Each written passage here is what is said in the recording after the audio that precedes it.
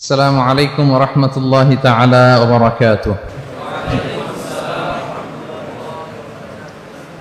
نحمده ونصلي على رسوله الكريم. أما بعد فأعوذ بالله من الشيطان الرجيم. بسم الله الرحمن الرحيم. قد أفلح المؤمنون الذين هم في صلاتهم خاشعون. صدق الله العظيم. رب اشرح لي صدري ويسر لي أمري واحلل عقدة من لساني يفقهوا قولي. সম্মানিত সুধী, সূরাতুল মুমিনুনের প্রথম 10টি আয়াতের বিশেষ ফজিলত রয়েছে, তাৎপর্য রয়েছে। এই 10টি আয়াতের সংক্ষিপ্ত তাফসীর আমি আপনাদের সামনে পেশ করব ইনশাআল্লাহ বিইذنিল্লাহ। তো সূরাতুল মুমিনুন, আল্লাহ দেখেন মুমিনদের নামে সূরা দিয়েছেন সূরাতুল মুমিনুন, আবার কাফিরদের নামেও একটা সূরা ডেডিকেট করেছেন। সূরাটার নাম কি বলেন তো? সূরাতুল কাফিরুন।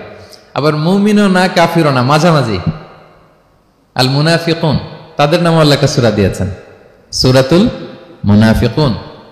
তো এই সূরাটা আমাদেরকে উৎসর্গ করা, আমাদের জন্য ডেডিকেট করা, মুমিনুন নামে এই সূরাটা।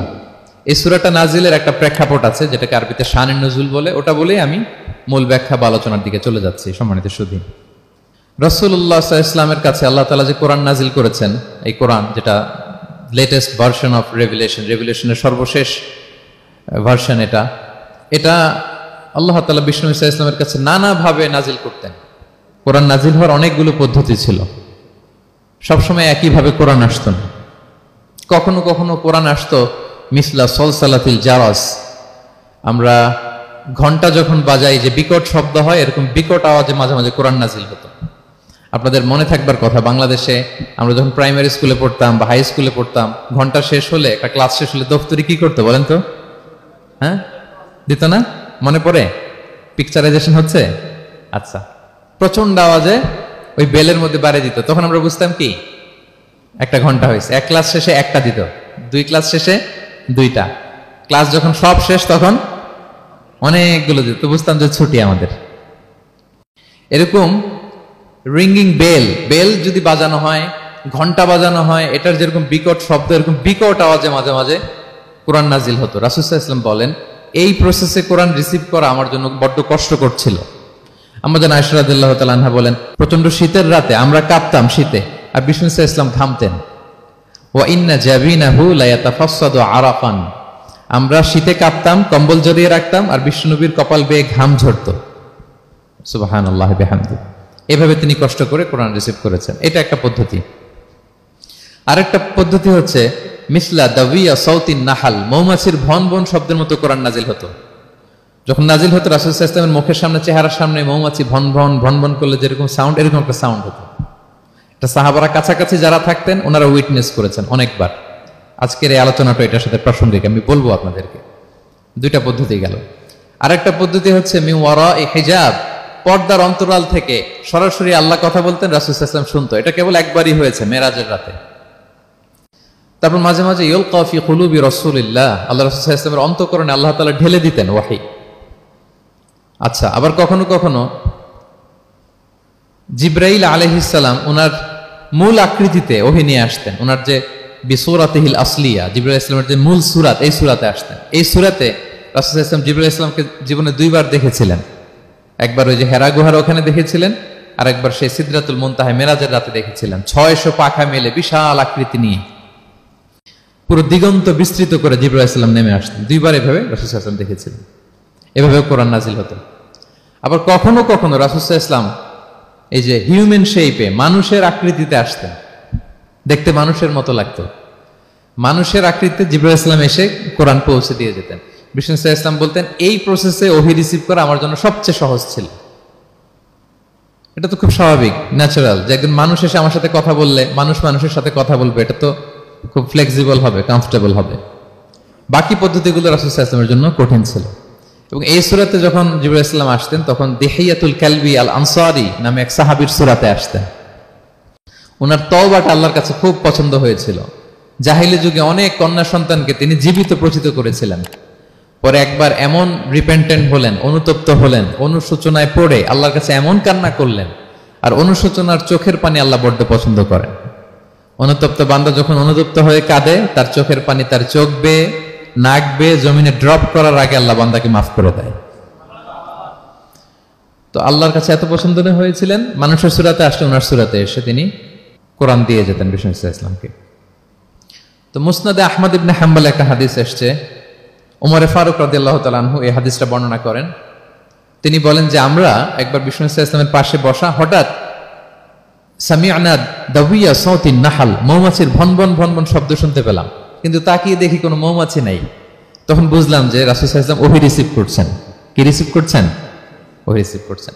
ঠিকই রাসূল সাল্লাল্লাহু আলাইহি ওয়াসাল্লাম কিবলামুখী হলেন, ফাস্তাকবালাল কিবলা। অনেকক্ষণ তিনি চুপ করে গম্ভীর হয়ে বসে থাকলেন, ওহী রিসিভ করলেন। এরপর সাহাবাদের দিকে তাকিয়ে উনি হেসে দিলেন, হেসে বললেন, এইমাত্র সূরাতুল মুমিনুনের প্রথম 10টা আয়াত আমার উপর নাজিল হয়েছে, এবং এই 10টা আয়াতে মুমিনদের 7টা বিশেষ বৈশিষ্ট্যের কথা বলা হয়েছে। মান আকামা হুন্না দাখালাল জান্নাহ, যেই 7টা বৈশিষ্ট্য নিজের মধ্যে ধারণ করবে সে আল্লাহর জান্নাতের ওয়ারিস হয়ে যাবে। এবং এই আয়াতগুলো বলে আল্লাহ তাআলা সবশেষে এমনটাই বলেছেন যে উলাইকা হুমুল ওয়ারিসুন আল্লাযীনা ইয়ারিসুনাল ফিরদাউসা হুম ফিহা খালিদুন, যারা এই 7টা বৈশিষ্ট্য নিজের মধ্যে ধারণ করবে তারা জান্নাতুল ফিরদাউসের ওয়ারিস হয়ে যাবে, উত্তরাধিকার হয়ে যাবে। ওয়ারিস বুঝেন তো না? ওয়ারিস, ওয়ারিস মানে হচ্ছে আপনি বাবার কাছ থেকে ইনহেরিটেন্স হিসেবে যেটা পেলেন। বাংলাদেশে দেখবেন যে অনেক জমি জমার মধ্যে প্লটের মধ্যে সাইনবোর্ড দেয়া থাকে যে ক্রয় সূত্রে এই জমির মালিক অমুক, বায়না সূত্রে এই জমির মালিক অমুক, তারপর ওয়ারিস সূত্রে এই জমির মালিক আব্দুর রহমান লেখা থাকে না এরকম। ওয়ারিস সূত্রে মানে এটা উনি কিনে নাই, এটা ওনার কার কাছ থেকে? বাবার কাছ থেকে পেয়েছেন, উত্তরাধিকার সূত্রে পেয়েছেন।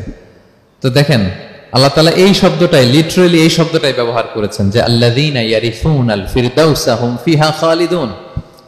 বিশ্বাসীরা যদি এই 7টা গুণ নিজের মধ্যে ধারণ করে তাহলে বাবার সম্পদে সন্তানের যেমনি ভাগ থাকে সে ওয়ারিস হয়, আমার এই উম্মতেরা, আল্লাহর এই বান্দারা জান্নাতুল ফিরদাউসের ওয়ারিস হয়ে যাবে। তো বলেন আমরা জান্নাতুল ফিরদাউসের ওয়ারিস হতে চাই কি চাই না? চাই, সবাই চাই। হ্যাঁ বলেন বলেন, চাই তো? ইনশাআল্লাহ ইনশাআল্লাহ, আল্লাহুম্মা জাআলনা মিনহুম। তোমরা তাহলে শুনি আল্লাহ তাআলা কি বৈশিষ্ট্যের কথা বললেন যেগুলো ধারণ করলে আমরা জান্নাতুল ফিরদাউসের ওয়ারিস হব। আম্মা জান আয়েশা রাদিয়াল্লাহু তাআলা আনহাকে সাহাবারা জিজ্ঞেস করতেন যে আম্মা জান কাইফা কানা খুলুকু রাসূলিল্লাহ, আল্লাহ রাসূল সাল্লাল্লাহু আলাইহি ওয়াসাল্লামের আচরণ কেমন ছিল? তিনি বলতেন কানা খুলুকুহু আল কুরআন, রাসূল সাল্লাল্লাহু আলাইহি ওয়াসাল্লামের আচরণ ছিল কোরআনের মতো আচরণ। উম্মে সালামা রাদিয়াল্লাহু তাআলা আনহা আমাদের আরেক আম্মা জান, ওনাকে জিজ্ঞেস করা হলে উনি বলতেন রাসূল সাল্লাল্লাহু আলাইহি ওয়াসাল্লাম যখন রাস্তা দিয়ে হেঁটে যেতেন কাআন্নাল কুরআনা ইয়ামশি আলাল আরদ, মনে হতো লিভিং কোরআনটা রাস্তা দিয়ে হেঁটে যাচ্ছে। তো সাহাবারা যখন আরো ইন ডিটেইল জানতে চাইলেন তখন আম্মা জান আয়েশা বললেন তোমরা সূরা মুমিনুনের প্রথম 10 আয়াত পড়ো, এই 10 আয়াতে যা যা আল্লাহ বলেছেন এটাই ছিল খুলুকু রাসূলিল্লাহ, এটাই ছিল বিশ্বনবীর আচরণ। তো আসুন আমরা দেখি রাসূল সাল্লাল্লাহু আলাইহি ওয়াসাল্লামের আচরণ কেমন ছিল এবং কোন বৈশিষ্ট্যগুলো থাকলে আল্লাহ তাআলা আমাদেরকে জান্নাত দিয়ে ধন্য করবেন।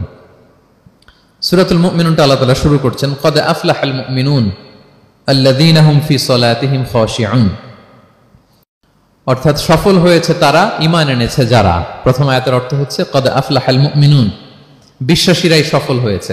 আল্লাহ তাআলা সফলতার মানদণ্ড এখানে ফিক্স করেছেন, ক্রাইটেরিয়া ফিক্স করেছেন ঈমান, বিশ্বাস, যেটা সবচাইতে দামি।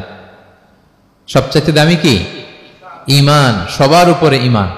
এজন্য যারা ঈমান এনেছে আল্লাহর উপর, যারা বিশ্বাস স্থাপন করেছে তারাই সফল হয়েছে। তো এই বিশ্বাসীদের কিছু গুণাবলী থাকতে হবে, কিছু ফিচার থাকতে হবে, তবেই তারা জান্নাতের ওয়ারিস হবে। সেগুলো কি আল্লাহ শুরু করছেন। আল্লাহ বললেন প্রথম বৈশিষ্ট্য হচ্ছে আল্লাযীনা হুম ফি সালাতিহিম খাশিউন। 7টা বৈশিষ্ট্যের প্রথমটা বলতেছি, যারা সফল হয়েছে বিশ্বাসীরা, ওই বিশ্বাসীরা যারা তাদের সালাতে বিনয়াবনত থাকে, বিনম্র থাকে। সালাত যখন আদায় করে তারা খুশু খুদুর সাথে সালাত আদায় করে, এটা হচ্ছে প্রথম বৈশিষ্ট্য, বিনয়ের সাথে। খুশু খুদু মানে হচ্ছে অন্তরের একাগ্রতা এবং অঙ্গ প্রত্যঙ্গের একাগ্রতা। খুব সহজে আপনার অন্তরটাও থাকবে, এখানে আল্লাহর ভয় থাকবে, একাগ্র চিত্তে আপনি আল্লাহকে স্মরণ করবেন, আবার অঙ্গ প্রত্যঙ্গগুলো ঠিক থাকবে, এগুলো নড়াচড়া করবে না। আমরা অনেকে সালাতে দাঁড়ালে খুব বেশি নড়াচড়া করি, সালাতে কিন্তু খুব বেশি মুভমেন্ট করা যায় না, এটা নিষেধ। খুব জরুরি প্রয়োজন ছাড়া মুভমেন্ট করা নিষেধ। আল্লাহ বলেন আল্লাযীনা হুম ফি সালাতিহিম খাশিউন, প্রথম বৈশিষ্ট্য হচ্ছে যারা তাদের সালাতে বিনয়াবনত থাকবে, একাগ্র চিত্তে সালাত আদায় করবে। এতটা একাগ্র চিত্তে তারা অন্তরের মধ্যে এই উপলব্ধি ধারণ করবে যে আমি যে ইবাদত করছি এটা আল্লাহ দেখছেন, Allah is watching me, Allah is observing me, আল্লাহ তাআলা সরাসরি দেখছেন। এবং রাসূল সাল্লাল্লাহু আলাইহি ওয়াসাল্লাম এটাই বলেছেন যে আনতা আবুদাল্লাহা কাআন্নাকা তারাহু ফাইন লাম তাকুন তারাহু ফাইন্নাহু ইয়ারাক। এমন ভাবে ইবাদত করো মনে করো যে তুমি আল্লাহকে দেখছো। আর এটা যদি ভাবতে, এই উপলব্ধি আনতে যদি কষ্ট হয়, তাহলে অন্তত এতটুকু তো ভাবো যে আল্লাহ তোমায় দেখছেন, আল্লাহ আমাকে দেখছেন। এই ভাবনাটা অন্তরে আনা যায় না? চাইলেই আনা যায়। আমরা যেন এই উপলব্ধিটা নিজেদের মধ্যে, রিয়েলাইজেশনটা বিল্ড আপ করার চেষ্টা করি যে আমি যে মুসল্লায় দাঁড়ালাম, এই যে আমি কিয়ামুল লাইল করতেছি, এই যে তারাবিতে আমি 20 রাকাত পড়তেছি লম্বা সময় ধরে, আল্লাহ কিন্তু দেখছেন। আমার সিজদা, আমার রুকু, এগুলো আল্লাহ তাআলা সরাসরি কি করছেন? দেখছেন। এই ফিল নিয়ে যদি আপনি সালাতে দাঁড়ান, এটা হচ্ছে খুশু খুদু। সাহাবারা এতটা বিনয়বনত ভাবে একাগ্র চিত্তে নিমগ্ন হয়ে সালাতে প্রবেশ করতেন, মরুভূমির মাঝখানে ওনারা সালাত পড়ার সময় মাঝে মাঝে মরুভূমির পাখি এসে ওনাদের কাঁধে বসে যেত, মাথায় বসে যেত। পাখিগুলো মনে করতো এগুলো হয়তো খেজুর গাছ টাছ কিছু একটা হবে। কি হবে? খেজুর গাছ হয়তো হবে। আবার যখন রুকুতে যেতেন, পাখি উড়াল দিত। তার মানে কি, খুব বিনয়বনত ভাবে, বিনম্র চিত্তে ওনারা সালাত পার করতেন। তাহলে এটা হচ্ছে প্রথম বৈশিষ্ট্য। প্রিয় ভাইরা, আমরা যেন সালাতে অত্যন্ত বিনয়ের সাথে, একাগ্র চিত্তে, with full of solemnity and submission, একটা সাবমিসিভ ভাব যেন আপনার থাকে, যে আপনি নিজেকে সর্বোচ্চ উজাড় করে নিজেকে আল্লাহর কাছে পেশ করছেন। এই অ্যাটিটিউডটা যেন আমাদের নামাজের মধ্যে থাকে। এটা হচ্ছে 1 নম্বর বৈশিষ্ট্য, আল্লাযীনা হুম ফি সালাতিহিম খাশিউন, যারা বিনয়বনত ভাবে থাকে। অনেকে বলে, হুজুর মন বসে না নামাজে আমার। এটা অনেকের প্রশ্ন, অনেকের জিজ্ঞাসা, যে মনটা ধরে রাখতে পারি না। নামাজে দাঁড়ালেই সারাদিন যেটা মনে হয় না, ওইটা নামাজে মনে চলে আসে। এরকম হয় না? সারাদিন এটাকে কি যেন ভাবতেছিলাম মনে নাই। নামাজে দাঁড়ালেই মন চলে আসে। তারপরে মনকে আরবিতে বলে, অন্তরকে বলে কলব। কলব মানে যেটা খুব নড়াচড়া করে, মুভমেন্ট করে, ওইটাই কলব। মন দেখবেন এদিকে ছোটে, ওদিকে ছোটে। ওই যে আমরা ছোটবেলায় একটা গান শুনতাম, গানটা হচ্ছে পাগল মন, মন কেন এত কথা বলে। মানে মন এদিকে ছোটে, ওদিকে ছোটে। মনকে ধরে রাখা বড্ড জটিল, কষ্টকর। তো এটা স্বাভাবিক। অনেকেই বলে, হুজুর আমার মন থাকে না নামাজে, একাগ্র চিত্তে নামাজ তো আদায় করতে চাই, কিন্তু মনটাকে ধরে রাখা যায় না। তো কিভাবে এই খুশু খুদু, সাবমিসিভনেস আপনি কিভাবে বাড়াবেন, এটাও বিষ্ণু ইসলাম আমাদেরকে ইনস্ট্রাক্ট করেছেন, গাইড করেছেন। কিভাবে এই খুশুটা আসবে, অন্তরের মধ্যে একাগ্রতা আসবে। 1 নম্বর পদ্ধতি হচ্ছে খুশু খুদু বাড়ানোর। সালাতে যখন আপনি দাঁড়াবেন, বিষ্ণু বলেন সল্লু সলাতান মুআদ্দিয়া। বিষ্ণু বলেন, মনে করো যে নামাজটা পড়তেছো, এটা হতে পারে তোমার বিদায়ী নামাজ, শেষ নামাজ জীবনের। হতে পারে না? ধরেন যে মাগরিবের সালাত যে আমরা আজকে পড়বো, এমন তো হতে পারে এটাই আমাদের জীবনের শেষ নামাজ। কি বলেন? হতে পারে কি না? পারে। আমরা কে কখন চলে যাব আমাদের তো জানা নাই। তো এই যে মুসল্লায় যখন আমরা দাঁড়াই, তখন কেন আমরা এটা ভাবি না যে it could be the last and final prayer in my life? হতে পারে এটাই আমার জীবনের শেষ নামাজ। এটা যদি আপনি ভাবতে পারেন, তখন দেখবেন ঠিকই আপনার একাগ্রতা, সাবমিসিভনেস এটা বাড়তেছে। আপনাকে যদি বলা হয় যে আজকে রাত 10টায় তোমার দুনিয়ার সফর শেষ, নতুন স্টেশনে যেতে হবে, আলামুল বারজাকে, তোমার শেষ, তোমার মৃত্যু হয়ে যাবে। আজকে যে মাগরিব আর এই যে এশা আর যে তারাবির সালাত, এটাই তোমার লাস্ট নামাজ, যাও এটাই তোমার লাস্ট চান্স। এটা যদি আজকে আমরা জানি, এই হলরুমে যারা আছি, যদি এটা জেনে যায় যে আজকের তারাবিটাই শেষ তারাবি, শেষ সুযোগ, বলেন তো আমাদের অবস্থা কি হবে? প্রতিদিন ধরেন যে মাগরিবের নামাজের পরে একটু নিউজ দেখেন, একটু ফেসবুকে ঢুকেন, আজকেও তো ঢুকবেন, তাই না? ঢুকবেন। কি করবেন আজকে? আল্লাহ, সব বাদ দিয়ে অজু করে আতর মেখে জায়নামাজটা ভিজিয়ে দীর্ঘ কিয়ামুল লাইল করবেন। সিজদায় পড়ে চোখের পানি দিয়ে জায়নামাজ ভিজিয়ে দেবো আমরা, ঠিক কিনা? কারণ আমি নিশ্চিত হতে পেরেছি এটাই আমার শেষ নামাজ। তো এটা তো প্রত্যেক সালাতের ক্ষেত্রেই আমাদের প্রযোজ্য। আসলে আমরা যে নামাজ পড়ি, যে কোনো নামাজই তো আমার শেষ চান্স হতে পারে। কি বলেন? হতে পারে কি পারে না? বলেন তো। পারে। এই টেকনিকটাই রাসূল সাল্লাল্লাহু আলাইহি ওয়াসাল্লাম শিখিয়েছেন, বলেছেন সল্লু সালাতান মুআদ্দিয়া। মনে করো এটাই হতে পারে তোমার জীবনের শেষ নামাজ। আমাদের ইউনিভার্সিটিতে ইমাম বেসার, যিনি চিফ ইমাম, উনি নামাজের আগে একটা চমৎকার অ্যানাউন্সমেন্ট দেয়। উনি বলে যে লেটস পারফর্ম দিস সালাহ as if this is our last and final prayer. চলুন এমন ভাবে নামাজটা পড়ি, ভাবি যে হতে পারে এটাই আমার জীবনের শেষ নামাজ। তাহলে সম্মানিত, শুধু এই ভাবনাটা নিয়ে যদি আমরা মুসল্লায় দাঁড়াই, দেখবেন যে ওই দিন আপনার মনে দিক সেদিক যাবে না, একটা ভয় কাজ করবে যে হায়রে, হতে পারে এটাই আমার লাস্ট চান্স, আর আমার রবকে সিজদা দেওয়ার সুযোগ হয়তো আমি আর পাবো না। তাহলে এখন থেকে আমরা সালাতে যখন দাঁড়াবো, এটা ভাববো যে this could be my last chance in my life. হতে পারে এটাই শেষ চান্স, আমি একাগ্র চিত্তে আমার সালাতটাকে আল্লাহর কাছে উপস্থাপন করি। কি বলেন, পারা যাবে তো ইনশাআল্লাহ? খুশু খুদু বাড়ানোর 1 নম্বর টিপস। খুশু খুদু বাড়ানোর 2 নম্বর টিপস হচ্ছে তাড়াহুড়ো না করা। আমরা অনেকে তাড়াহুড়ো করি, রুকু থেকে হুট করে দাঁড়িয়ে যাই, তারপরে সোজা হয়ে দাঁড়িয়ে না থেকে তাড়াতাড়ি সেজদায় চলে যাই, 2 সেজদার মাঝখানে ধীরস্থির ভাবে বসার কথা, আমরা না বসেই 2য় সেজদায় চলে যাই। এই প্রবণতা আমাদের অনেকের আছে না? এটা কিন্তু নিষেধ। তা'দিলুল আরকান, বাকি সব মাযহাবে এটা ফরজ। আপনি তাড়াহুড়ো করলে আপনার নামাজই হবে না। আর আমাদের মাযহাবে, হানাফি মাযহাবে এটা ওয়াজিব। ওয়াজিব তরক করলে সাউ সিজদা দিতে হয়। 2 সেজদার মাঝখানে আপনি সুস্থির হয়ে বসবেন। অনেকে দেখা যায় একটা সেজদা দিয়ে মাথা কোনো রকম উঠিয়েই আরেক সেজদায় বসেও নাই ঠিক মতো আরামসে, এরকম আছে না? এটা যদি কেউ করে আমাদের মাযহাব অনুযায়ী তার সাউ সিজদা দিতে হবে। তাহলে এরকম তাড়াহুড়ো করা যাবে আর এখন থেকে? তো কি করবেন বলেন? ধীরস্থির ভাবে নামাজ পড়বো। No rushing, no rushing in সালাহ, নো হ্যাস্টিনেস ইন সালাহ। নামাজে রাশ করা যাবে না, রিল্যাক্সের সাথে আমরা নামাজ পড়বো, ধীরস্থির ভাবে নামাজ পড়বো। রুকু সেজদাগুলো খুব চমৎকার ভাবে আদায় করব। রাসূল সাল্লাল্লাহু আলাইহি ওয়াসাল্লামের রুকু যে দিতেন, ওনার পিঠটা এত স্ট্রেট ফরওয়ার্ড হতো, সাহাবারা বলতেন লাউ ইস্তাকাররা আলাইহিল মা লাসাব্বা আলাইহিল মা আলাস্তাকাররা। পানি ভর্তি 1 গ্লাস পানি যদি রাসূল সাল্লাল্লাহু আলাইহি ওয়াসাল্লামের রুকু দেওয়া পিঠের উপর রেখে দেওয়া হয়, পানিটাও পড়বে না, গ্লাসটাও ভাঙবে না। তার মানে এত স্ট্রেট ফরওয়ার্ড পিঠ ছিল। আবার রাসূল সাল্লাল্লাহু আলাইহি ওয়াসাল্লাম বলতেন আসওয়াউন নাসি সারিকাতান মান ইয়াসরিকু ফিস সালাহ। তিনি বললেন সবচাইতে বড় চোর যে নামাজে চুরি করে। সাহাবারা বললেন ওয়া কাইফা ইয়াসরিকু মিন সালাতিহি ইয়া রাসূলুল্লাহ, নামাজে আবার কিভাবে চুরি করে? রাসূল সাল্লাল্লাহু আলাইহি ওয়াসাল্লাম বললেন লা ইউতিম্মু রুকুআহা ওয়া সুজুদাহা, রুকু সেজদাগুলো সুন্দর করে আদায় করে না, সেই নামাজ চোর। তা আমরা যেন রুকু সেজদাগুলোকে খুব সুন্দরভাবে ধীরস্থির ভাবে যেন আমরা আদায় করি, আমরা যেন তাড়াহুড়ো না করি। রাসূল সাল্লাল্লাহু আলাইহি ওয়াসাল্লাম একবার মসজিদে নববীতে বসা, এক সাহাবী এসে নামাজ পড়ে রাসূল সাল্লাল্লাহু আলাইহি ওয়াসাল্লামকে সালাম দিলেন। রাসূল সাল্লাল্লাহু আলাইহি ওয়াসাল্লামের সালামের উত্তর দিয়ে বলেন ইরজিআ ফাসাল্লি ফাইন্নাকা লাম তুসাল্লি, যাও তুমি আবার নামাজটা পড়ে আসো, তোমার নামাজ হয়নি। সাহাবী যে আবার নামাজ পড়ে আবার আসলেন, রাসূল সাল্লাল্লাহু আলাইহি ওয়াসাল্লাম আবার বললেন সাল্লি ফাইন্নাকা লাম তুসাল্লি, নামাজ পড়ে আসো, হয় নাই। আবার গেলেন, আসলেন, আবার বললেন তুমি নামাজটা পড়ে আসো, হয়নি। এবার তো বেচারা কেঁদে দিয়ে বলে ইয়া রাসূলুল্লাহ লা উহসিনু মিন যালিক, এর চেয়ে ভালো পারি না আমি, আপনি আমাকে শিখিয়ে দেন। রাসূল সাল্লাল্লাহু আলাইহি ওয়াসাল্লাম তখন বললেন যখন নামাজে দাঁড়াবা, ফাতিহা পড়বা আর একটা সূরা মেলাবা, ধীরস্থির ভাবে দাঁড়াবা। যখন রুকুতে যাবা হাত্তা তাতমাইন্না রাকিআন, ধীরস্থির ভাবে রুকু করবা। তুমি তাড়াহুড়ো করেছো, রুকু থেকে যখন সোজা হয়ে দাঁড়াবা ধীরস্থির ভাবে দাঁড়াবা, নাকি তাড়াহুড়ো করবেন? ধীরস্থির ভাবে দাঁড়াবেন, কয়েক সেকেন্ড দাঁড়াবেন, তাসবিহ পড়বেন, এরপরে সিজদায় যাবেন। যখন সিজদায় যাবা হাত্তা তাতমাইন্না সাজিদান, রিল্যাক্স। সালাতের মধ্যে কিভাবে থাকতে হবে? উইথ রিল্যাক্সেশন, রিল্যাক্সের সাথে তুমি সিজদা দিবা। 2 সিজদার মাঝখানে বসে আবার রিল্যাক্স, আবার তুমি ধীরস্থির ভাবে বসবা। এইভাবে পুরো সালাতটা প্রত্যেকটা রাকাত তুমি এভাবে আদায় করবে। তার মানে সালাতে তাড়াহুড়ো করতে বিষ্ণু ইসলাম নিষেধ করেছেন। এমনকি অনেক সময় আমরা রুকু পাবো না বলে দৌড়ে যে সালাতে অংশগ্রহণ করি, এটাও নিষেধ করেছেন। আমরা অনেক সময় এরকম করি না?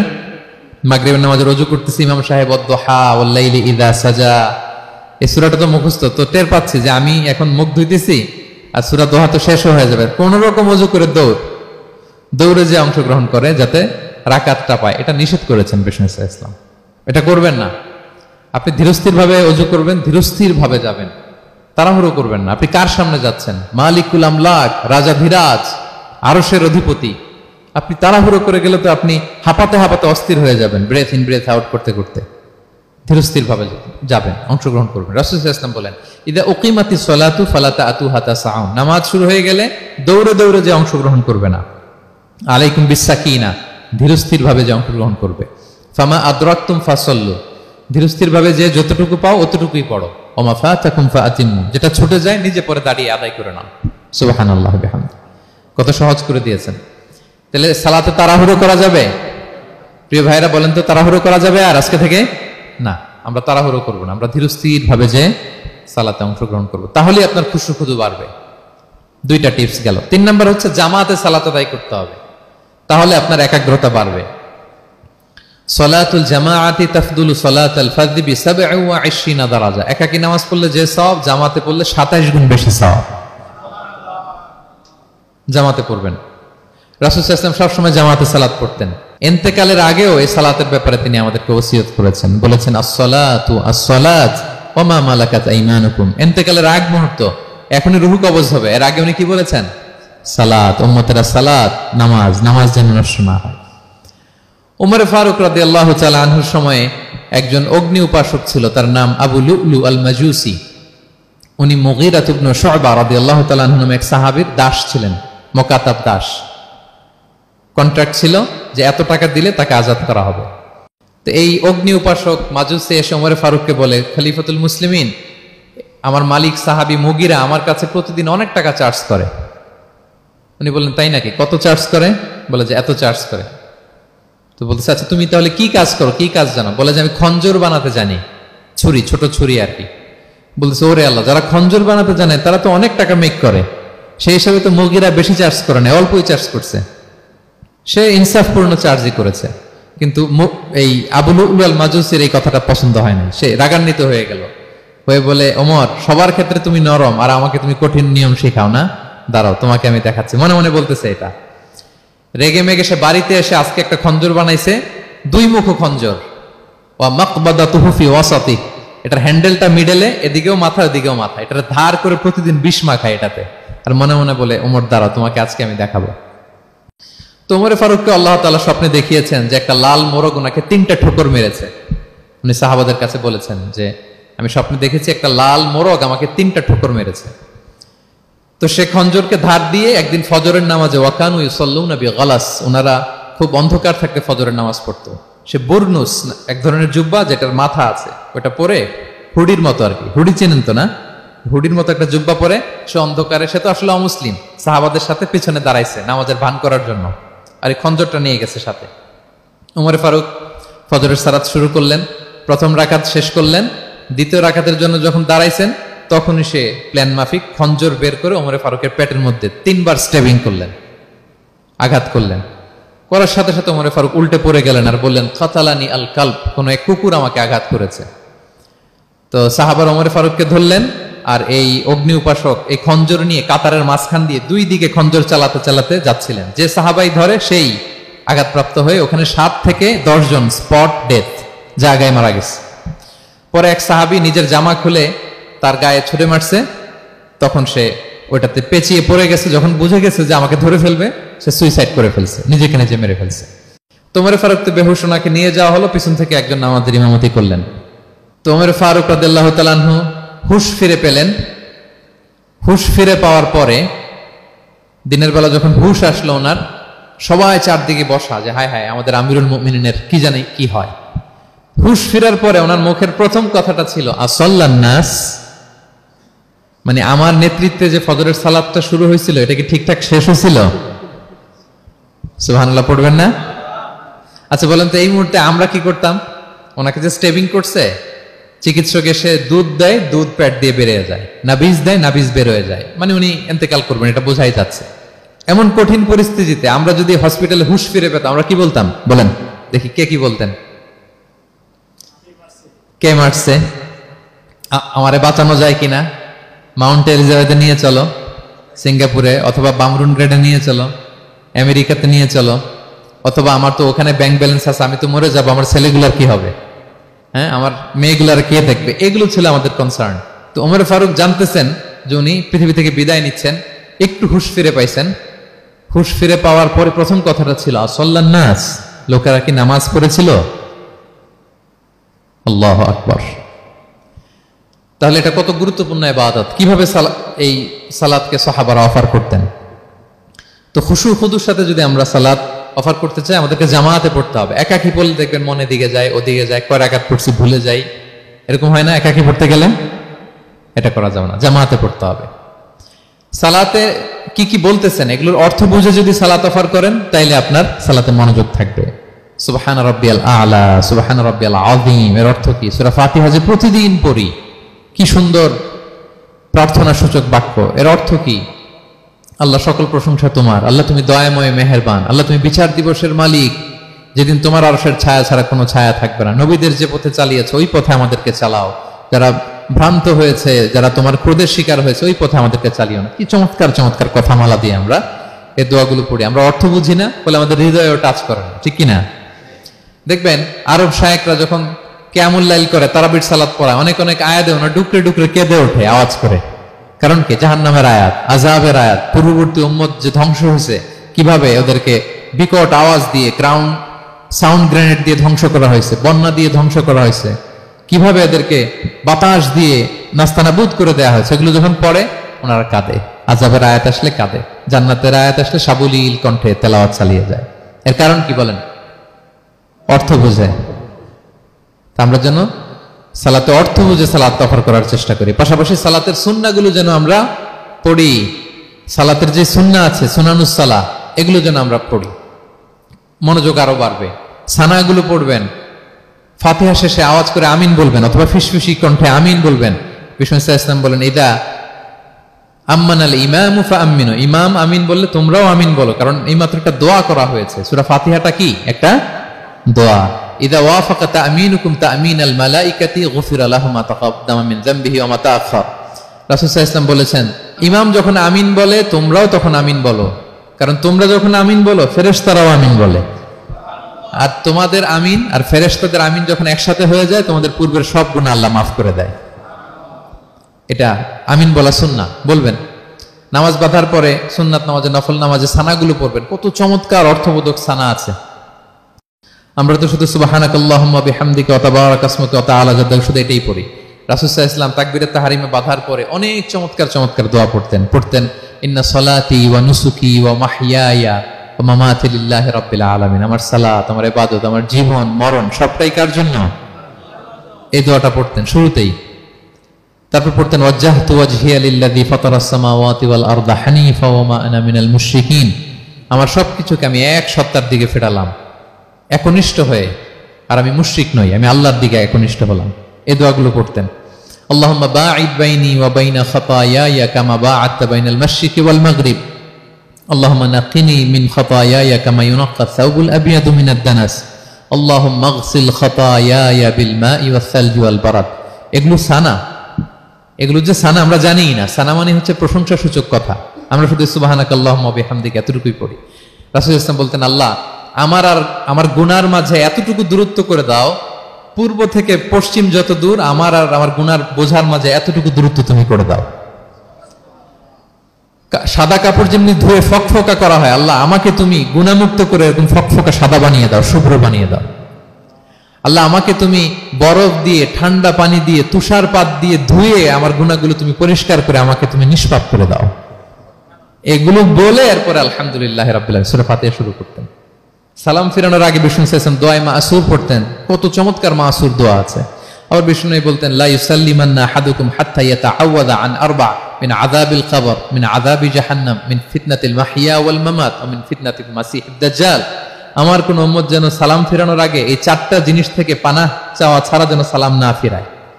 একটা কি? আল্লাহ তুমি জাহান্নামের আযাব থেকে বাঁচাও, আল্লাহ তুমি কবরের আযাব থেকে বাঁচাও, আল্লাহ জীবন মরণের ফিতনা থেকে বাঁচাও, আল্লাহ তুমি দাজ্জালের ফিতনা থেকে বাঁচাও। পড়ে না আমিন?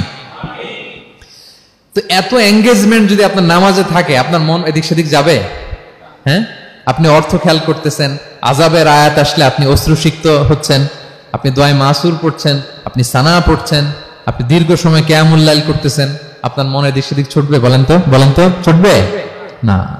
এই টিপস গুলো বিষ্ণু সাল্লাল্লাহু আলাইহি ওয়াসাল্লাম শিখিয়েছেন। এগুলো যদি আমরা পালন করি, তাহলে আল্লাযীনা হুম ফি সালাতিহিম খাশিউন, বিনম্র চিত্তে সালাত আদায়কারী হিসেবে আমরা আল্লাহর কাছে পরিগণিত হব।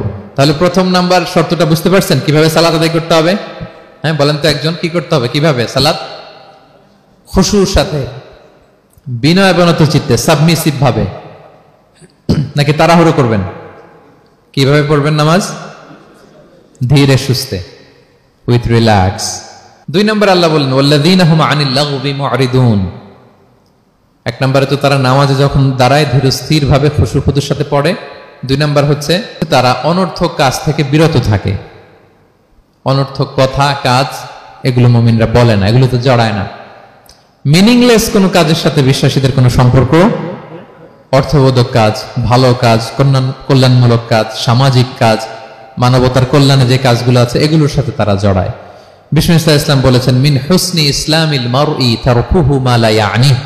ব্যক্তির ইসলামের সৌন্দর্য হচ্ছে যে ব্যক্তি এমন কোনো কাজ করবে না যেটার কোনো মিনিং নাই, মিনিংলেস কাজ থেকে সে বেঁচে থাকবে। মুহাদ্দিসিনে ইকরাম এই হাদিসটাকে বলে রুবউদ্দিন। মানে দিন ইসলামকে যদি 4 ভাগ করেন, এই 4 ভাগের 1 ভাগের কথা এই হাদিসের মধ্যে চলে আসছে। সেটা কি? যে বিশ্বাসীরা কোনো অনর্থক কাজে জড়ায় না নিজেদেরকে। অনর্থক কাজ, কথাবার্তা, অপ্রয়োজনীয় আড্ডা, অপ্রয়োজনীয় খুশগল্প, অন্যকে নিয়ে সমালোচনা, অন্যের গীবত, শেকায়াত, ওর এই সমস্যা, ওর এই সমস্যা, চায়ের আড্ডাতে আমরা এরকম সমালোচনার ঝড় তুলি, ঠিক কিনা বলেন? ঠিক কিনা? এটা করা যাবে না। আপনি জান্নাতেরও ওয়ারিস হবেন, আবার চা মুখে নিয়ে আপনি শেকায়াত করবেন, গীবত করবেন, দুইটা একসাথে যাবে না। তাহলে বিশ্বাসীরা কোনো অনর্থক কাজে জড়ায় না, মিনিংলেস কাজে জড়ায় না। তারা ভালো কাজে, কল্যাণের কাজে জড়ায়। মিনিংলেস কোনো কথাও বলে না, কারণ তারা জানে মা ইয়ালফিদু মিন কাউলিন ইল্লা লাদাইহি রাকিবুন আতীদ। আমরা যা বলি, মুখ নিঃসৃত যা বের হয়, এটাকে লিখে রাখার জন্য একদল ফেরেশতা আছে, রাকিব পর্যবেক্ষণকারী, আতীদ একেবারে প্রহরীর মতো আছে। বললেই টুকে নেয়, বললেই টুকে নেয় সব।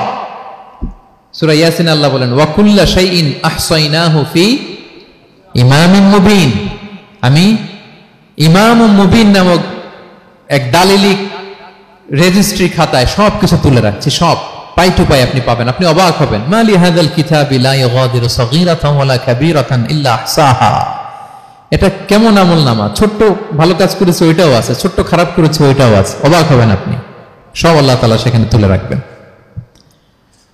তো বিশ্বাসীরা কোনো অনর্থক কথা কাজের সাথে জড়ায় না, এজন্য কারণ তারা জানে এগুলো সব রেকর্ডেড, সব রেকর্ডেড।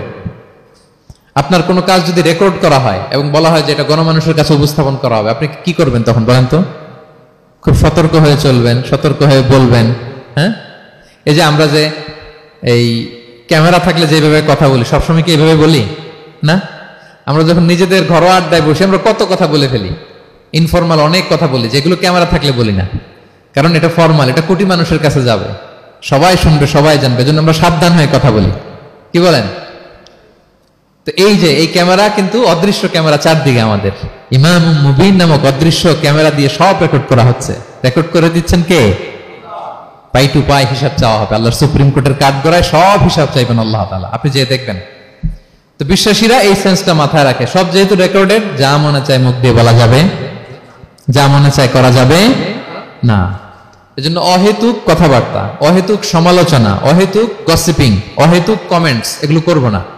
এখন সোশ্যাল মিডিয়ার যুগে দেখবেন যে কমেন্টসের বন্যা বয়ে যায়, যার যেটা মনে চায়, কারণ ধরার কেউ নাই, দেখার কেউ নাই, বলার কেউ নাই, যা মনে চায় লিখতে থাকে। হ্যাঁ, বিশাল একজন বড় মাপের লোক, তার ওখানে যে লিখতেছে যা মনে চায়, গালি গালাজ, ওনাকে অ্যাডভাইস দেওয়া, নাসিহাত দেওয়া ইচ্ছে মতো। বিশ্বাসীরা এটা করে না, তারা অনর্থক কোনো কাজে জড়ায় না, এবং কেউ জড়াতে চাইলেও তাকে স্পেস দেয় না। একদল আছে দেখবেন যে আপনি আজে বাজে কাজে জড়ান না, এটা আবার অনেকের ভালো লাগে না, তো তারা এসে আপনাকে জড়াতে চাবে, তর্ক করবে, আপনার সাথে ডিবেট করবে, পায়ে পাড়া দিয়ে ঝগড়া করবে। এরকম আছে না নাই? আপনার কমেন্ট বক্সে এসে দেখবেন যে গালি দিবে, হ্যাঁ, ট্যাগিং করবে, পোক করবে, মানে আপনাকে অস্থির বানাতে চাইবে। আপনি কি করবেন? আপনিও আর একটা গালি দিয়ে দিবেন কমেন্টসে। আপনারও তো স্বাধীনতা আছে নাকি? আপনি দিবেন গালি, কি করবেন? সালাম দিবেন। কি দিবেন? ওয়া ইযা খাতাবাহুমুল জাহিলুনা ক্বালু সালামা। সূরা ফুরকানে আল্লাহ বলেছেন যে মূর্খরা যখন অনর্থক তর্ক করতে আসতে চায়, বিশ্বাসীরা তাদের সাথে ওই ফাঁদে তারা পা দেয় না। তারা কি করে? সালাম দিয়ে কেটে পড়ে। তাহলে পায়ে পাড়া দিয়ে যদি কেউ এখন থেকে ঝগড়া করতে চায় আমাদের সাথে, আমরা কি করব? সালাম দিয়ে ওখান থেকে কেটে পড়ব। তাহলে বিশ্বাসীদের 2 নম্বর বৈশিষ্ট্য, ওয়াল্লাযীনা হুম আনিল লাগবি মুআরিদুন, বিশ্বাসীরা অনর্থক কাজে জড়ায় না। 3 নম্বর হচ্ছে ওয়াল্লাযীনা হুম লিয-যাকাতি ফাঈলুন, বিশ্বাসীরা তাদেরকে যদি আল্লাহ তাআলা ধন সম্পদ দিয়ে সমৃদ্ধশালী করে, তারা যাকাত দেয়। কি দেয়? আপনারা যাকাত দেন তো নাকি? দেখে তো মনে হচ্ছে সবাই ব্যবসায়ী, হ্যাঁ, চেহারা দেখে মনে হচ্ছে মাশাআল্লাহ অনেক সম্পদের মালিক। যাকাত দিতে হবে। আমরা যে যাকাত দেই, এটা কি আমরা করুণা করি? বলেন তো না। যাকাত হচ্ছে গরিবের হক। ওয়াফি আমওয়ালিহিম হাক্কুন লিস-সাইলি ওয়াল মাহরুম, আল্লাহ বলে ধনীদের সম্পদে গরিবদের অধিকার আছে। তা আপনি যখন কারো অধিকার দিলেন, আপনি কি তার প্রতি করুণা করলেন? হ্যাঁ, অধিকার কি করুণা? বলেন তো না, আপনার সম্পদে গরিবের অধিকার।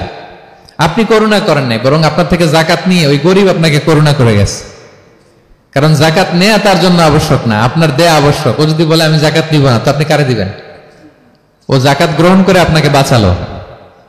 তাহলে credit goes to them, thanks goes to them. ইসলাম চায় এই যে অর্থনৈতিক তারল্য, এটা সমাজে সবার কাছে থাক। এক পাশে গাছতলা, আরেক পাশে পাঁচতলা, এরকম বিভাজন ইসলাম চায় না। ইসলাম চায় সবার হাতে টাকা পয়সা থাক। কাইলা ইয়াকুনা দুলাতান বাইনাল আগনিয়া মিনকুম, টাকা পয়সা যেন শুধু ধনীদের মধ্যে সার্কুলেট না হয়, সবার কাছে যেন যায়। এজন্য আল্লাহ বলেন তোমাদের সম্পদে গরিবের অধিকার আছে। এটা করুণা না, এটা অধিকার। আর যদি এই ফরজ ইবাদত আপনি আদায় না করেন, আল্লাহ বলেন কঠিন শাস্তি তোমাদের জন্য অপেক্ষা করছে। আল্লাযীনা ইয়াকনিজুনা আয-যাহাবা ওয়াল ফিদ্দাতা ওয়া লা ইউনফিকুনহা ফি সাবিলিল্লাহ ফাবাশশিরহুম বিআযাবিন আলীম। স্বর্ণ জমায়, রূপা জমায়, ব্যাংক ব্যালেন্স, যাকাত দেয় না, তাদের জন্য কঠিন আযাব, কঠিন আযাবের সুসংবাদ দিয়েছেন আল্লাহ। দুঃসংবাদ না, সুসংবাদ। মানে হেয় করে, তুচ্ছ করে আল্লাহ তাআলা বলেছেন। ছেলে ইংরেজি পরীক্ষায় ফেল করছে, মা বলে ফেল করছে না, পড়াশোনা তো নাই, তোমার বাবা আসুক, এমন মাইট দিবে, মাইট দিলে মজা টের পাবা। আচ্ছা বলেন তো, মাইট দিলে কি মজা লাগে না ব্যথা লাগে? কিন্তু মা কি বলছে? মজা টের পাবা। মানে ওরে তুচ্ছ করে, তাচ্ছিল্য করে বলছে, মায়ের তীব্রতা বোঝানোর জন্য বলছে যে এমন মাইট দিবে, টের পাবা, দাঁড়াও, তোমার বাবা আসুক আজকে ঘরে। আল্লাহ ওইটাই বললেন। এই সম্পদগুলোকে লোহার খুন্তি বানিয়ে জাহান্নামের আগুনে পোড়ানো হবে। 3 জায়গায় সাকা দেওয়া হবে। ফি তুকুয়া বিহা জিবাহুহুম, কপালে, পাজরে, পিঠে। আর বলা হবে হাযা মা কানাস্তুম, এগুলো তুমি জমায় রাখছিলা, দাও নাই মানুষকে। Bank balance, FDR, fixed deposit, price bond, এটা সেটা দাও নাই তুমি। আর হাদিসে এসেছে সুজা আন আকরা, টেকো সাপ হবে, মোস্ট ভেনোমাস স্নেক। সাপের মাথায় কিন্তু চুল গজায়, জানেন? সাপের মাথায় পশম আছে, কিন্তু যেই সাপের যেটা বেশি বিষাক্ত, এটার মাথায় পশমও থাকে না বিষের কারণে। এরকম সাপ ওই সম্পদগুলো সাপ হয়ে ছোবল মারবে আর বলবে আনা মালুক, আমি তোমার প্রাইস বন্ড, আমি তোমার ব্যাংক ব্যালেন্স, আমাকে খাওয়ার জন্য তো রাখছিল, আজকে উপভোগ করো। আল্লাহু আকবার। আল্লাহ আমাদেরকে হেফাজত করুক। সো যাদের সম্পদ আছে আমরা যেন জাকাত দেই, হিসেব করে করে যেন দেই। আপনাদের স্ত্রীদের যাদের অর্নামেন্টস, জুয়েলারি আছে, তারা যেন তাদের সম্পদের জাকাত দেয়। 25 গ্রাম যদি সোনা থাকে বা 595 গ্রাম যদি রূপা থাকে, অথবা এই পরিমাণ সম্পদ থাকে, ভাবিরাও জাকাত দিতে হবে। এটা ইন্ডিভিজুয়াল ইবাদত। আপনার জাকাত আপনার, ভাবির জাকাত ভাবির। আপনি চাইলে টাকা দিয়ে হেল্প করতে পারেন, কিন্তু ওনারও হিসাব করতে হবে এবং এটা কম্পালসারি, দিতেই হবে, দিতেই হবে। তাহলে ওয়াল্লাযীনা হুম লিয-যাকাতি ফাঈলুন, 4 নাম্বার হচ্ছে তারা জাকাত দেয়। 5 নাম্বার 6 নাম্বার আল্লাহ এক আয়াতে বলে ফেলেছেন, ওয়াল্লাযীনা হুম লিআমানাতিহিম ওয়া আহদিহিম রাউন। বিশ্বাসীরা আমানতের হেফাজত করে আর কথা দিলে কথা রাখে। 5 নাম্বার হচ্ছে আমানতের খেয়ানত করে না বিশ্বাসীরা, কারণ আমানতের খেয়ানত করে এটা মুনাফিকের আলামত। ইযা তুমিনা খানা, বিষ্ণু বললেন মুনাফিকদের বৈশিষ্ট্য হচ্ছে ওদের কাছে আমানত রাখলে ওটা আর পাওয়া যায় না পরে। এমন লোক আছে না সমাজে, আমানত রাখলে আর পাওয়া যায় না। তারা কি মুমিন না মুনাফিক বলেন তো? ইন্নাল্লাহা ইয়া'মুরুকুম আন তুআদ্দুল আমানাতি ইলা আহলিহা, আল্লাহ বলেছেন যার আমানত তাকে বুঝিয়ে দাও। বিষ্ণু ঈসা ইসলামকে মক্কার লোকেরা 2টা উপাধি দিয়েছিল, এক হচ্ছে আস-সাদিক, 2 হচ্ছে আল আমিন। সাদিক মানে সত্যবাদী। কারা দিয়েছিল? ঘোর শত্রুরা, অপোজিশন পার্টি, তারা উপাধি দিয়েছে। একটা হচ্ছে সাদিক মানে কি, আরেকটা হচ্ছে আল আমিন, বিশ্বস্ত। এতটা বিশ্বস্ত যে বিষ্ণু ঈসা ইসলাম মক্কা থেকে মদিনায় যেদিন হিজরত করতে যাবেন, আমানতের জিনিসগুলো উনি আলী রাদিয়াল্লাহু তাআলা আনহুর কাছে রেখে গিয়েছিলেন। এত এত আমানতের সম্পদ ওনার ঘরে ছিল। এই ডিপোজিট বুঝিয়ে দিতে আলী রাদিয়াল্লাহু তাআলা আনহুর টানা 3 দিন সময় লেগেছে, মক্কাবাসীদের আমানত বুঝিয়ে দিতে। সো যার আমানতদারিতা নাই তার ঈমান নাই। বিষ্ণু বলেছেন লা ঈমানা লিমান লা আমানাতা লা, যার আমানতদারিতা নাই ওর ঈমানই নাই। এবং আমানত ধ্বংস হয় এটা কিয়ামতের আলামত। ইযা দুইয়াতিল আমানাতু ফান্তাযিরিস সাআ, যখন আমানত নষ্ট হবে তোমরা কিয়ামতের অপেক্ষা করো। এখন বলেন তো আমাদের সমাজে আমানতের কি অবস্থা? খুবই খারাপ। আল্লাহু আকবার। আমানতটা কিন্তু এই যে এই ভাই আমাকে 2000 রিঙ্গিট রেখে বলছে আগামী মাসে এটা আমি নিব, একটু রাখেন, শুধু এইটাই আমানত না। আল্লাহ আপনাকে যে পুরো সম্পদ দিয়েছেন এটা আমানত। আপনার ব্যবসা প্রতিষ্ঠান এটা আল্লাহর দেয় আপনার কাছে আমানত। আপনার ছেলে আছে, মেয়ে আছে, স্ত্রী, তারা আল্লাহর দেয়া আমানত আপনার কাছে। আপনার নেম, আপনার ফেম, আপনার পাওয়ার, আপনার নলেজ, এগুলো আল্লাহর দেয়া আমানত। আপনি দেশের প্রধানমন্ত্রী, পুরো দেশটা আপনার কাছে আমানত, ঠিক কিনা? এই আমানতের ব্যাপারে জিজ্ঞেস করা হবে। বিশ্বাসীদের বৈশিষ্ট্য, তারা আমানতকে হেফাজত করে, আমানত রক্ষা করে, আমানতের খেয়ানত তারা কোশ্চিনকালেও করে না। 6 নম্বর হচ্ছে ওয়া আহদিহিম রাউন, বিশ্বাসীরা কথা দিলে কথা রাখে, তারা ওয়াদার খেলাফ করে না। ওয়াদার খেলাফ করাও কিন্তু মুনাফিকের আলামত। ওয়া ইযা ওয়াআদা আখলাফা, ওয়াদা দিলে মুনাফিকরা এটা খেয়ানত করে, তারা কথা দিয়ে কথা রাখে না। এবং আপনি কাউকে কথা দিয়ে যদি না রাখেন, এরকম প্রত্যেকটা প্রমিস, কমিটমেন্টের ব্যাপারে আপনি জিজ্ঞাসিত হবেন। আল্লাহ বলেন ওয়া আউফু বিল আহদি ইন্নাল আহদা কানা মাসউলা। কথা দিলে কথা রাখো, ছেলে মেয়েদের কথা দিলে কথা রাখবেন, বন্ধু বান্ধবদেরকে কথা দিলে কথা রাখবেন, স্ত্রীকে কথা দিলে কথা রাখবেন। প্রমিস দিলে এটা রাখতে হবে, কারণ এ ব্যাপারে জিজ্ঞেস করা হবে। নবীদের মধ্যে ইসমাঈল আলাইহিস সালাম ওয়াদা রক্ষার ব্যাপারে খুব বেশি সোচ্চার ছিলেন। সব নবীরাই ছিলেন, উনি বেশি সোচ্চার। এজন্য আল্লাহ বলেন ওয়াজকুর ফিল কিতাবি ইসমাঈল ইন্নাহু কানা সাদিকাল ওয়াদি ওয়া কানা রাসূলান নাবিয়্যা। উনি ছিলেন সাদিকাল ওয়াদ, প্রতিশ্রুতি রাখতেন। এক লোকের সাথে ওনার কথা হলো যে আগামীকাল বিকেলে ওনারা দেখা করবেন। ইসমাঈল সাল্লাম বিকেল বেলা আগামীকাল যে এক গাছের নিচে কমিটমেন্ট ছিল যে অপেক্ষা করলেন, কিন্তু ওই লোক আসে নাই, ভুলে গেছে। ইসমাঈল সাল্লাম ভাবলেন আজকে ভুলে গেছে, মনে হয় আগামীকাল আসবে, আগামীকাল আমি যাব। এরপরের দিন আল্লাহ নবী ইসমাইল যে ওই লোকের জন্য ওখানে হাজির, কিন্তু ওই লোক ওই দিনও আসে নাই। ইসমাইল সাল্লাম বললেন মনে হয় এরপরের দিন আসবে। ইসমাইল সাল্লাম এরপরের দিনও যায় হাজির। এভাবে একদিন দুই দিন না, টানা 30 দিন উনি আসরের পরে ওই গাছের নিচে ওই লোকের জন্য অপেক্ষা করেছেন। কারণ ইন্নাল আহদা কানা মাসউলা, কথা দিলে কথা রাখতে হবে। তো এখন আমরা কথা দিয়ে কথা রাখি তো নাকি? রাখেন রাখেন, সবাই বলেন এই চেষ্টা করতে হবে, রাইট? কথা দিলে আমরা যেন কথা রাখি। সব শেষে 7 নম্বর আল্লাহ বললেন ওয়াল্লাযীনা হুম আলা সালাওয়াতিহিম ইউহাফিজুন, বিশ্বাসীরা তাদের সালাত হেফাজত করে। একটু খেয়াল করে দেখেন, 7টা গুণের প্রথমটাও কি নিয়ে? সালাত নিয়ে, আবার শেষটাও। তার মানে কি বোঝা গেল? এটা বেশি গুরুত্বপূর্ণ না কম গুরুত্বপূর্ণ? সব নষ্ট হতে পারে, মুমিনের নামাজ নষ্ট হতে পারে, নামাজকে হেফাজত করতে হবে। হাফিজু আলা সালাওয়াত, আল্লাহ বললেন তোমাদের নামাজগুলোকে তোমরা হেফাজত করো। আগের যুগের উম্মতেরা সিনাগোগে না গেলে ইবাদত করতে পারতো না, চার্চে না গেলে ইবাদত করতে পারতো না, কিন্তু আমরা মসজিদেও নামাজ পড়তে পারি, বাইরেও পড়তে পারি। 5টা বিশেষ বৈশিষ্ট্য আল্লাহ তাআলা বিষ্ণু ঈসা ইসলামকে দিয়েছিলেন। এর মধ্যে একটা হচ্ছে জুইলাত লি আল আরদু কুল্লুহা মসজিদান ওয়া তাহুরা, আল্লাহ আমার জন্য পুরো জমিনটারে মসজিদ বানাই দিয়েছে। পুরো জমিন, আপনি ফ্লাই করতেছেন, বিমানে পড়তে পারবেন, আপনি সাগরে আছেন, জাহাজে পড়তে পারবেন, আপনি বিকেল বেলা মাঠে আছেন, ওযু থাকলে আল্লাহু আকবার বলে দাঁড়ায় যাবেন, বন্ধুদেরকে নিয়ে যে কোনো জায়গায় নামাজ পড়া যায়, ঠিক কিনা? এই নামাজ নিয়ে কোনো এক্সকিউজ চলবে না। No excuse will be granted that day. দাঁড়িয়ে পড়তে পারেন না, বসে পড়তে হবে, বসে পারেন না তো শুয়ে পড়তে হবে, শুয়ে পারেন না তো ইশারায় পড়তে হবে, ওযুর জন্য পানি নাই তো তায়াম্মুম করে পড়তে হবে, ঠিক কিনা? হাফিজু আলাস সালাওয়াত, সালাতের ব্যাপারে সচেষ্ট হও, কারণ এটা প্রথম হিসেব চাইবেন আল্লাহ। আল্লাহ বলেন আউয়ালু মা ইউহাসাবু বিহিল আবদু ইয়াউমাল কিয়ামাতি আস-সালাহ, কিয়ামতের সর্বপ্রথম হিসেব হবে নামাজের। আওয়াজ করে বলেন কিসের? ফা ইন সালাহাত সালাহা সাইরু আমালি, নামাজের হিসেব যদি সহজ হয় সব সহজ, আর নামাজের হিসেব যদি গন্ডগোল হয় পুরো আমল নামায় গন্ডগোল লেগে যাবে। প্রিয় ভাইরা, তাই আমরা যেন সালাতের ব্যাপারে যত্নবান হই, আমরা যেন খুশু খুজুর সাথে সালাত পড়ি, আমরা যেন অনর্থক কথাবার্তা কাজ থেকে যেন বেঁচে থাকি।